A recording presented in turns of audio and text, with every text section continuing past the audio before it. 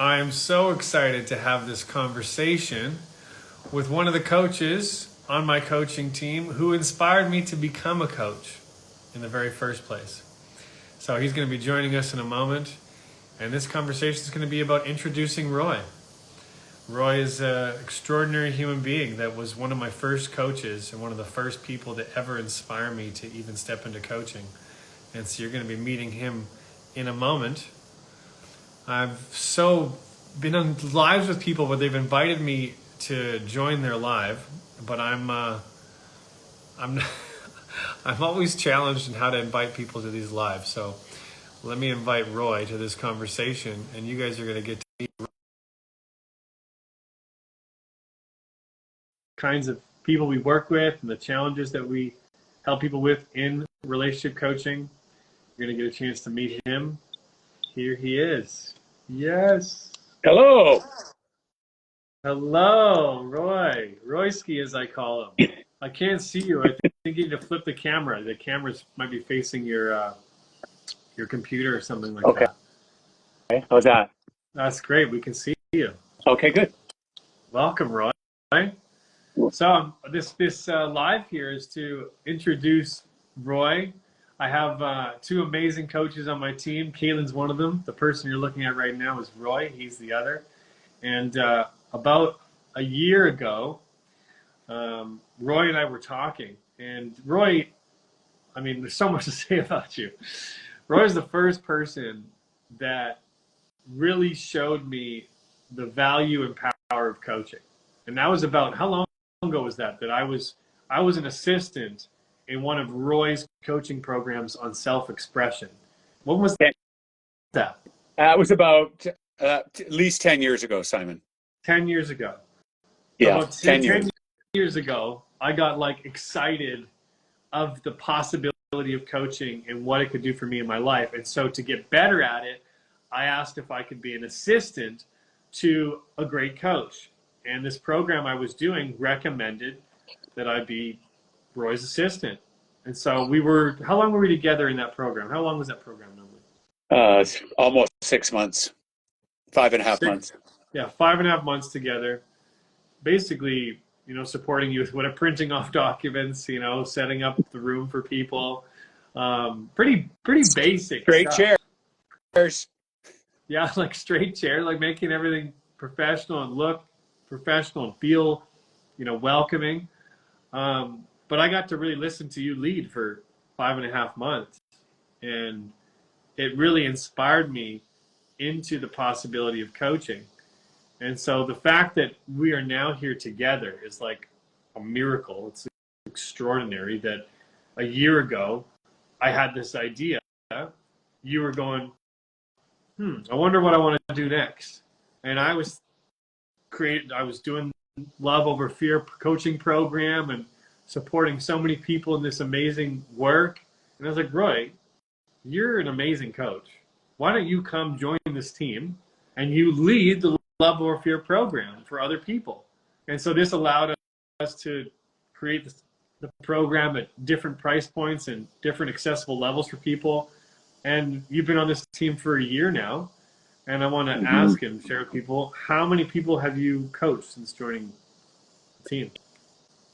In the last year, I've had 68 clients. 68. So 68 people going through my digital course that I have called Love or Fear, led by Roy. And how's it been? Oh my goodness. It's been an incredible journey. I've loved every moment of it, even the breakdowns and the challenging aspects of it. And some people are not as coachable as others. And I've loved every moment because I get trained being with participants.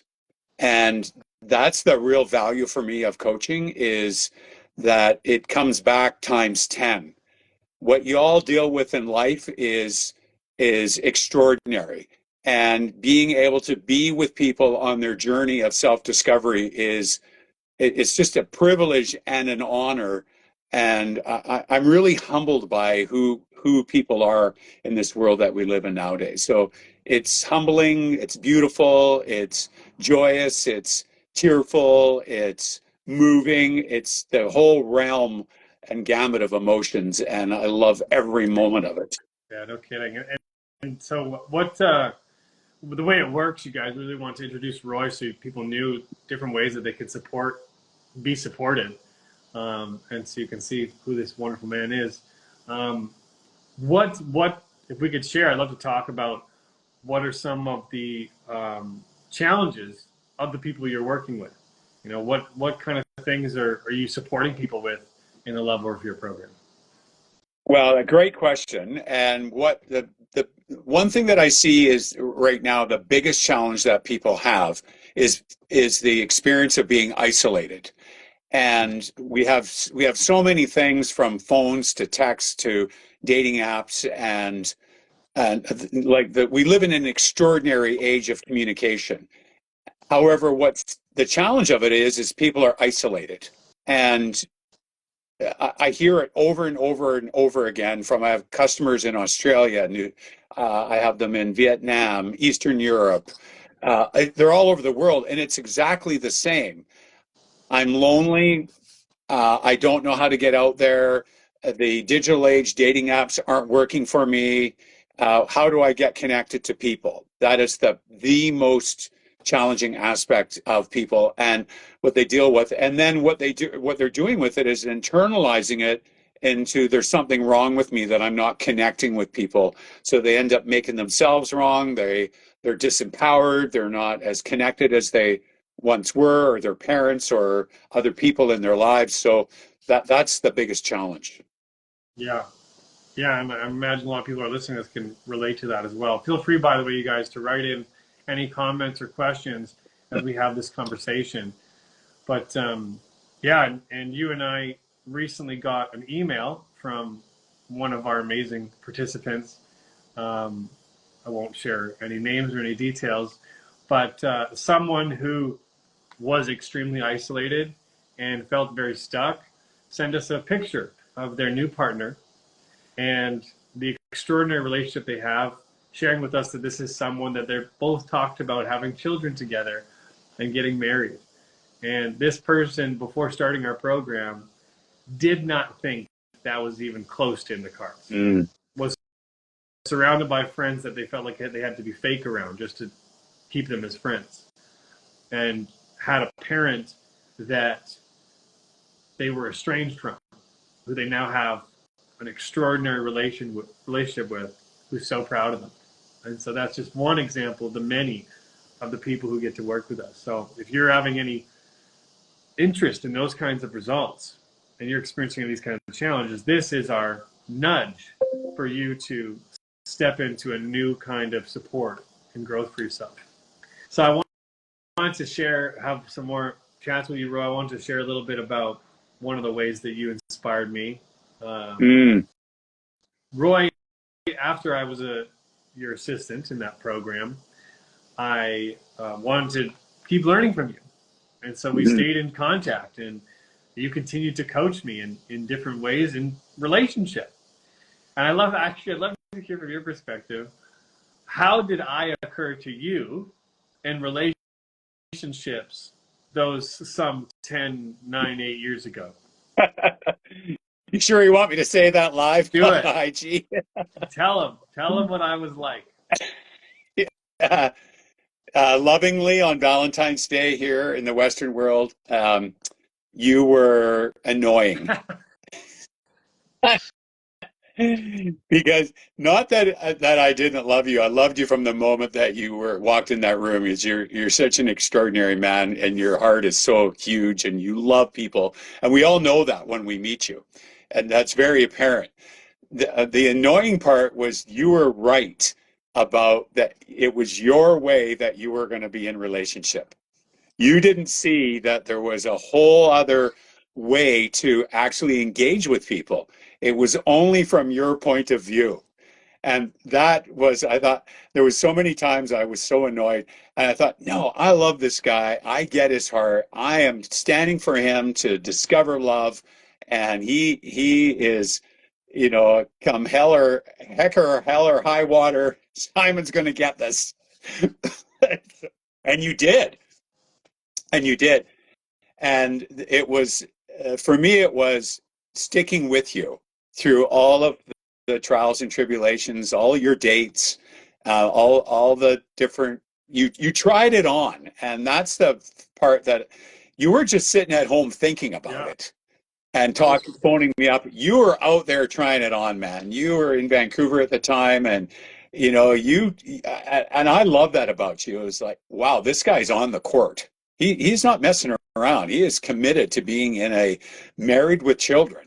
And he's told me his vision and his future and what he's going to create here. And so my job is to support him no matter what, to fulfill on what matters to you.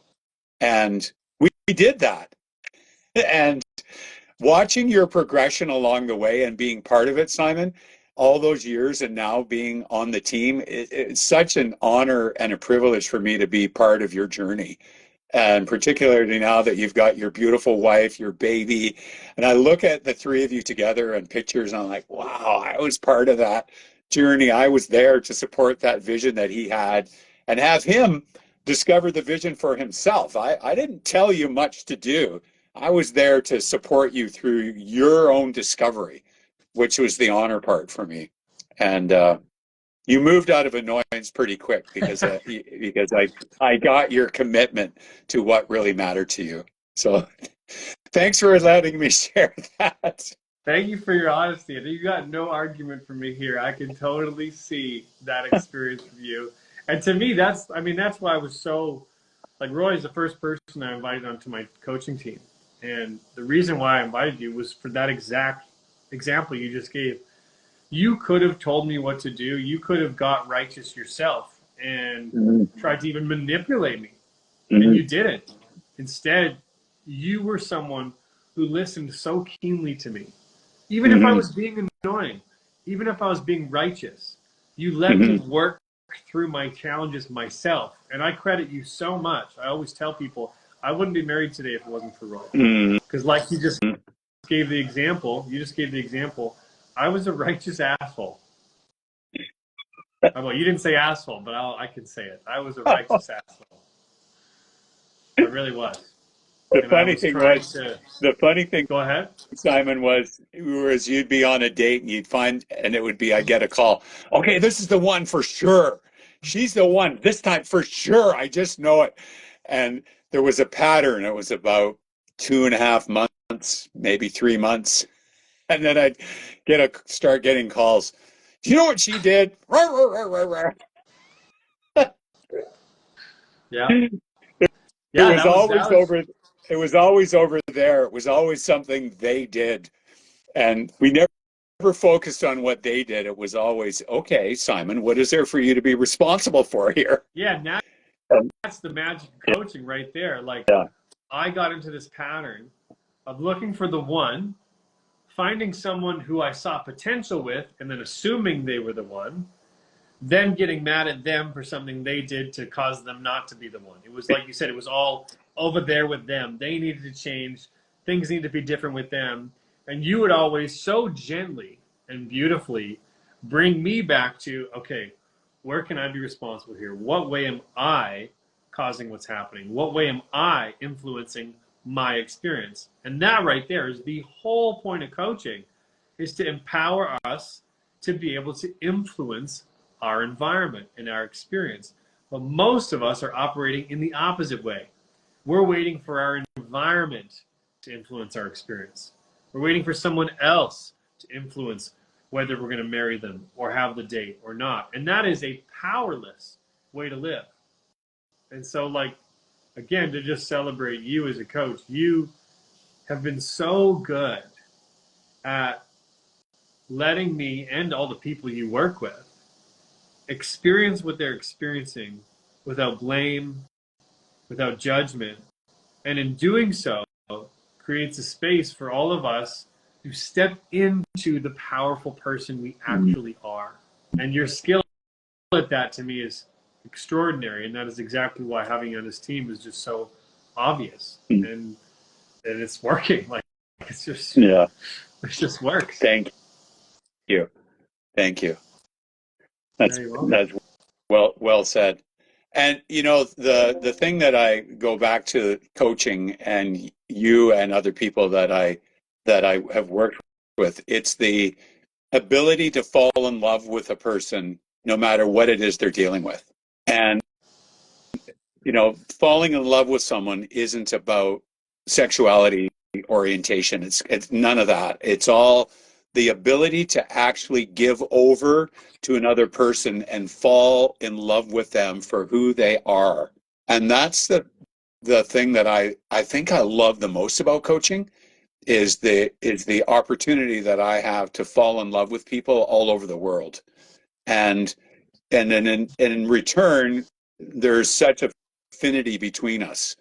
And I get to live in you notice I said I get to live an extraordinary life from being and falling in love with people all over the world.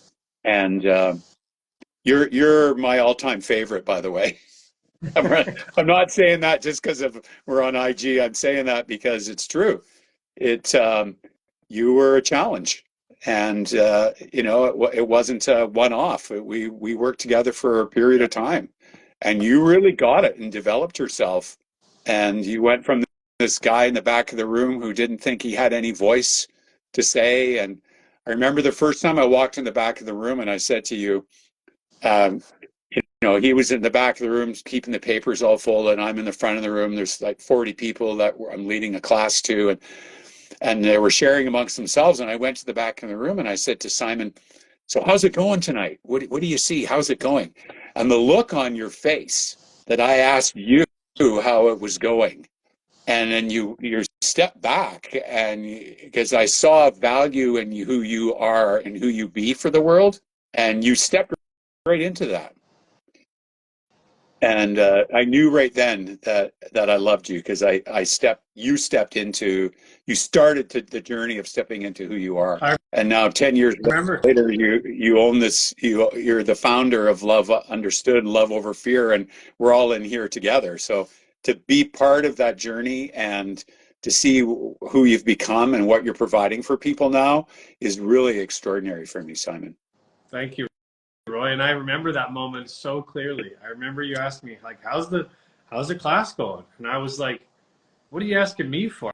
I don't know anything. I was like dumbfounded. I was like, you tell me how the class is going. I'm just this little guy in the back who's, keeping these papers organized.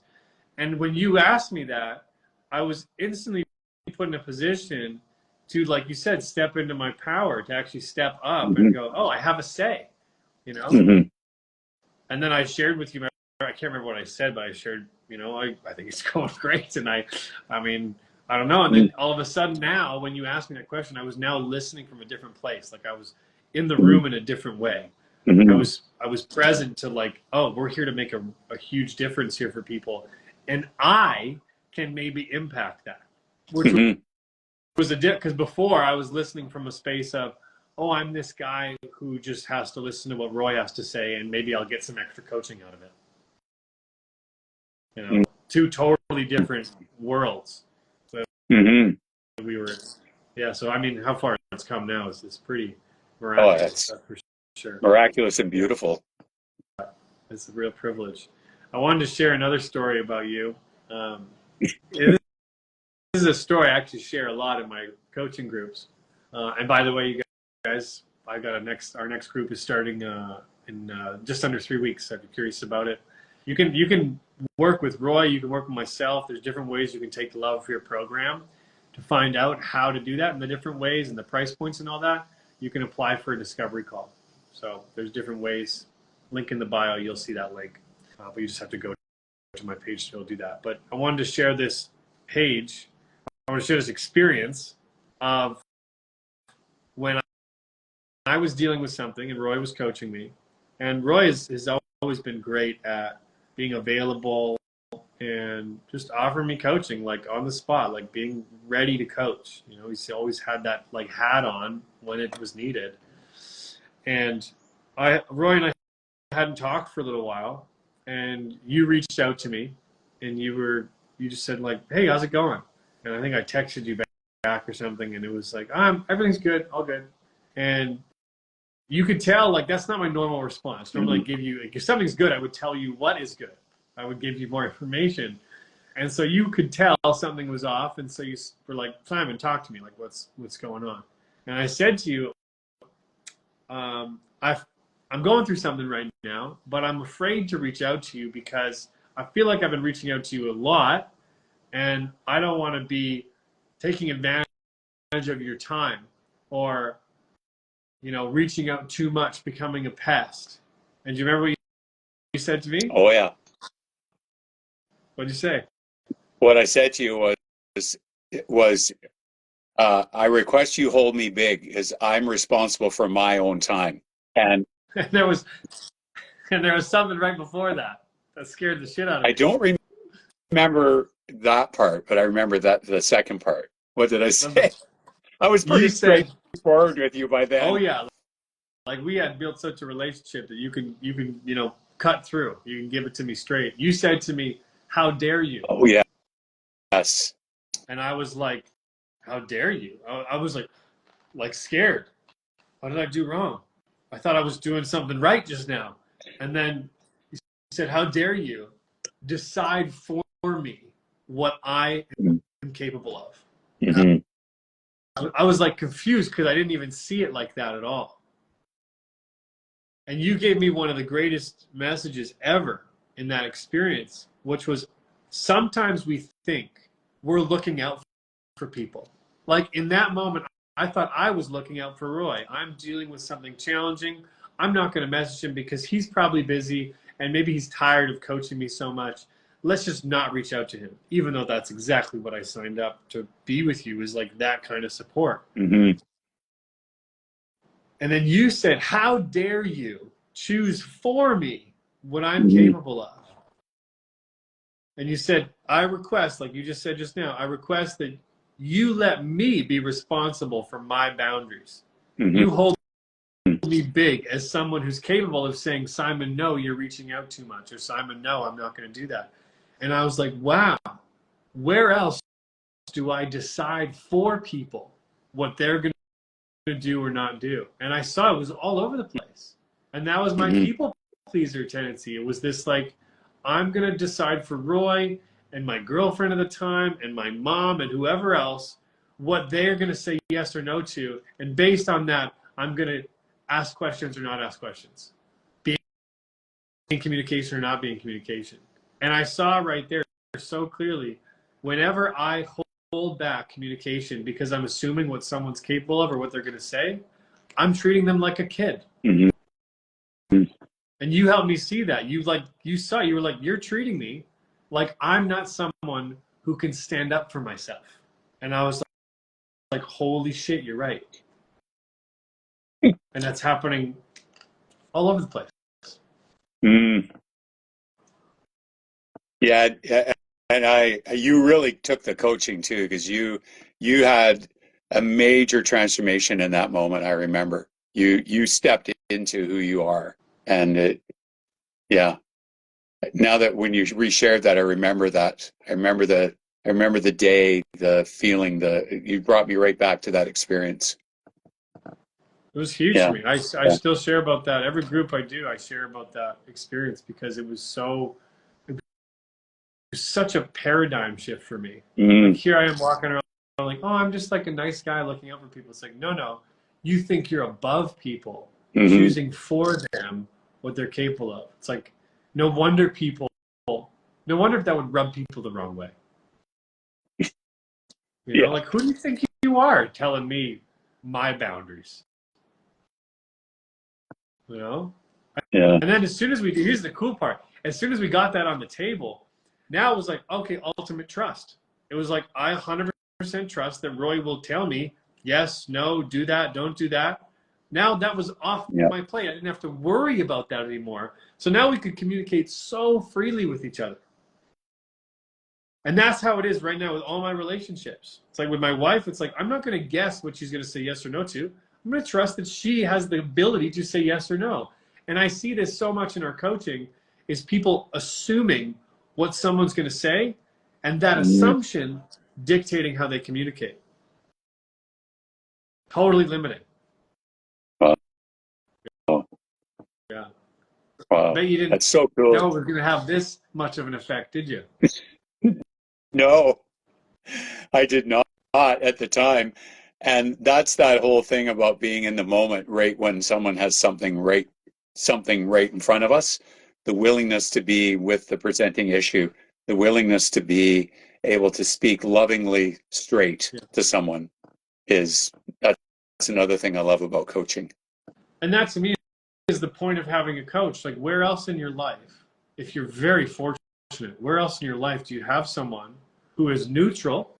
They're not sharing their opinions like your friends are about your life, but it's who's neutral and committed to you winning, no matter what. Whatever you want to have in life, it's for you to win, Hmm. and you're there to support that person in whatever they're going through. Like, it's such a unique relationship, and this is again exactly why we're doing this live, why I share content, why we have this work, why I developed this company, is so that we can help people see there is an easier way. Life Hmm.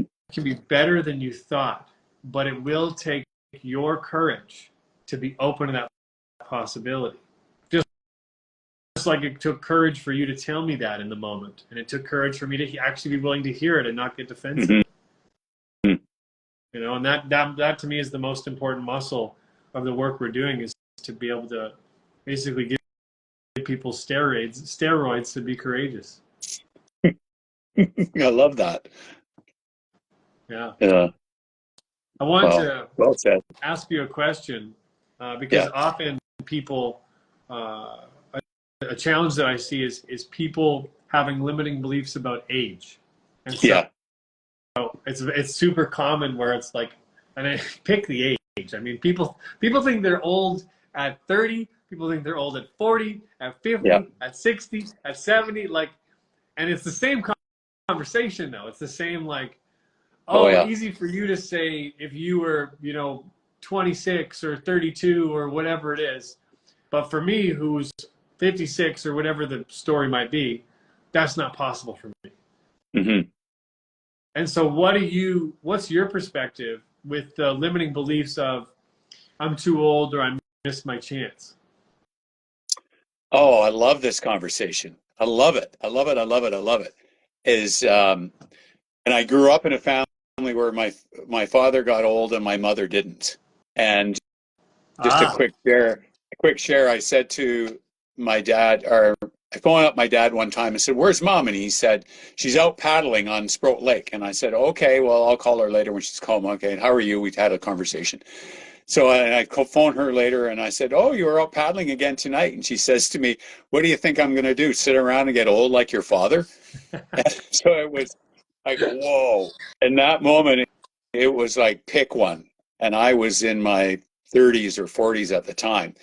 And the thing that really struck me was that age is and we've all heard this conversation that age is a point of view, or age is a matter of the context that you're operating from. If yeah, you say you're perspective. old, it's a perspective. If you say you're old, you'll actually be old. Well, that is so accurate. And just so you all know, I'm stepping into my 70s. I'm going to be 70 in just a couple of weeks. And I just finished a 10K race in Victoria in an outrigger as the lead stroke. And at the end, they were upset with me because I paddled too fast and too hard. And is to me the opportunity to experience life is such an extraordinary privilege. And age has nothing to do with it. It's what is the context that one is operating from? What's the joie de vivre you want to experience? What level of joy of life do you actually what are you actually out to accomplish? You want to be upset? You want to be annoyed with life? Do you want to be that it's not serving you? It's not giving you everything you need? Or you want to be out there discovering and experiencing and having life be wondrous? I've chosen for life to be wondrous. So I'm stepping into my 70s with just the pure joy of discovering what it is to be an elder. I'm so excited to discover what it is to be an elder on this planet and Amazing. what that actually brings. And, I'm in a race, in an outrigger race in Georgia Strait. for those of you, it can be quite rough in an outrigger in a couple of weeks. And I've steered it before in 3 foot high waves that were breaking over the boat. We have a spray skirts on so we don't flip, but the ocean waves breaking over a canoe as we're out there racing. It's just, well, you can hear it. My sheer excitement of what it is to be alive on this planet, and age has nothing to do with it. It's the opportunity. Well, Thanks. thank you so much for sharing that perspective. Both the story with your parents and also the activity level that you're playing at. And so Mhm. it's really cool. And also, I'm curious to know, like you just shared breakthroughs in health, really, and being Yeah, unstoppable. And for yeah. those of you who don't know what an outrigger is, I didn't know used to know what it was. It's like a giant canoe with a bunch of people rowing this thing like mad. What do you say to people who are discouraged about dating based off of their age? Oh, hey. Well, what I say to them is, where's your heart? What is your heart saying to you? Are you listening to your brain about your age? Or are you listening to your heart? Mostly they're listening. I ask them that question, and they always say, I've been listening to my brain. Oh, okay. Well, the brain is full of limiting beliefs.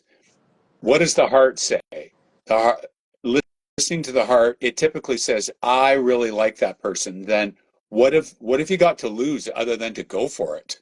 You want to sit back and think about that you might want to ask that person out on a date, or are you actually going to go for it? And they typically will go for it because really, with age, what have you got to lose?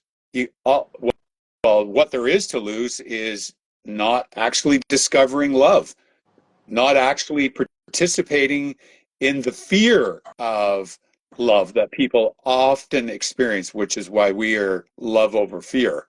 Like literally, what love provides or what fear provides. Choose, pick one. What is it? What's the quality of life that you're actually out to Mm-hmm. live? And people will always go for love when they're requested or asked to go for it. And there is fear often to deal with to Yeah, get there. And I'm good with the fear. I'll be right there supporting people through fear. yeah, and of Always. course it's scary, right? It's Yep. it's. I mean, it was scary when we were teenagers and you liked someone and you were Yep. afraid they might find out or not like you back. And so much of that can be heightened when like you said, when we get in our heads and we start to work out like probabilities and math and like or start to talk in generalizations. That's why I don't do gender-based content, because it's so easy Yep. for us to go, all men over this age are like this, and all women who are over this age are like this. And it's like you just said, that colors your perspective. Now, is that Yep. perspective real or is it made up? It's got some reality to it, but it's not a fact. And if we walk around like there's no great people my age, or I can't find anyone in this city, or whatever limiting belief you've got, and we've all got them, that will color our actions and therefore color our behaviors and therefore color our life. And Well, so it really takes something. It definitely takes something. Like we're not here sitting and going like, just be open. Like that is going to help, but we get yeah. that it's scary, and that is like Roy said. It's exactly why our program is called Love Over Fear. So I would love to hear just a little bit more. Well, actually, while we're a little over time, we'll wrap up with this. What's dating been like for you? You're in your Oh, 70s now. You're dating. about to turn Yeah. 70. Yeah, dating's been really fun. It's been really great. And the the thing that I'll share with you openly is I'm a gay man and was married. I have grandchildren. I love that part of my life. I great with my grandchildren now. Great relationship with my son and my former wife, and we're a tight family. And I became who I really am, stepped into who I really am. And the one thing about all that in dating is we, in this time, live in the most privileged era ever in the recorded history that we know of.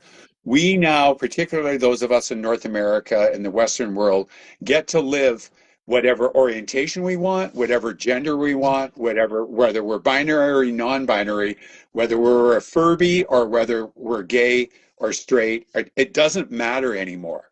So what what that provides is an opportunity to go out into the world and be fully self-expressed in whatever form of love you're out as a person to actually experience and accomplish. And for what I've been creating with people is the opportunity is out there for us to be fully who we are, no matter what. And so that comes, privilege comes with a responsibility. And that responsibility, in my view, is called participate. So I took it on. I've been dating someone. He's in his late 60s. I'm just stepping into my 70s.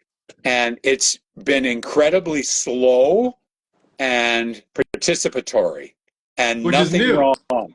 right? Which is new for you, isn't it? It's so new for me. Oh my God. It used to be in the gay world, it was, well, if you didn't sleep with them in the first 24 hours, you certainly did in the 25th hour. And that that world is over for me. I've stepped into actually discovering who a person is. And that's all from being responsible for the privilege I have for the time that I live in. Yeah. And is I've had enough sex to support me through the rest of my life if it never happened again, which isn't, by the way. I will step into that, Yes. and when the moment's right. Yeah, well, So you're dating from a new context, right? Like you're dating from a yeah, place of a different kind of connection that you're even focused on. yeah, it's about him. It's not about the sexuality. It's about who he actually is, and the time aspect. From that context, Simon, I'm really happy you asked me that. What's opened up is the time. There's no agenda and like timeline. It took something. It really took something to step into a new context, and I'm really happy that I have and did. And turns out that he joined a choir that my 92-year-old mother sings in, so he knows my mom. Oh So my gosh. Already met the mom. he's already met the mom. Oh my God, it's just so cute. So they're friends. It's just I love that. Well, you have So, such a wealth of knowledge in this and real life experience to be able to share what you just shared. Like you can see how easily we could talk ourselves out of a new way to live, a new way to mhm, connect with people, and just do mhm, what we've been used to doing, which has mhm, yielded us those same old results. And to me, that mhm, is the whole point of us talking right now is to inspire people to be open to new results. mhm, That how it's been doesn't have to be how it's going to go. And it's mhm, like you just shared, like it takes courage to step into a new kind of dating dynamic, to not be tempted to go to our typical patterns out of comfort, out of familiarity. mhm. So Yeah, I yeah. love Well you to said. death, Roy. I I love love you to I death. And love you too. again, my biggest, if you guys are curious about working with Roy or myself, go to the profiles, go to the links and bios and stuff, whether you're watching this on YouTube or Instagram or wherever it is. Just have a look if you're interested. Just get curious, and you can actually book a complimentary call with Roy and see where it goes from there. But my biggest testimonial to you, Roy, is like obviously you're one of my best friends in life. You've Mm, been a brother to me. You've been a coach to me, and I love you so much. And I wouldn't be married. I say it over and over again. I wouldn't have made it. I would have sabotaged the hell out of this thing if it wasn't for you. yeah, So thank you for all that you do, Roy, and thank you guys for tuning into this conversation. yeah. Thank you, Simon. Thank you all as well for being here on this call. It's been an honor and a privilege to share, and I look forward to meeting you. Book a call, as Simon said. Ask me anything. I'm an open book. Anything at all. I can be There with it was all. And there was a couple of nice comments. Sorry to interrupt, Roy. I wanted to share with you. Someone was saying you're the best. Someone else saying I love this conversation so much. Someone was asking about dating and at 56. So there's been some great things here, and just again, you beautiful. guys, thank you for your support. Yeah, it's been awesome. Yeah, And hug to Masha and Michael. absolutely. All right. All right. Talk to you later. Thank you Okay. guys. Love you. Bye. Thanks Bye. again, eh? Bye bye.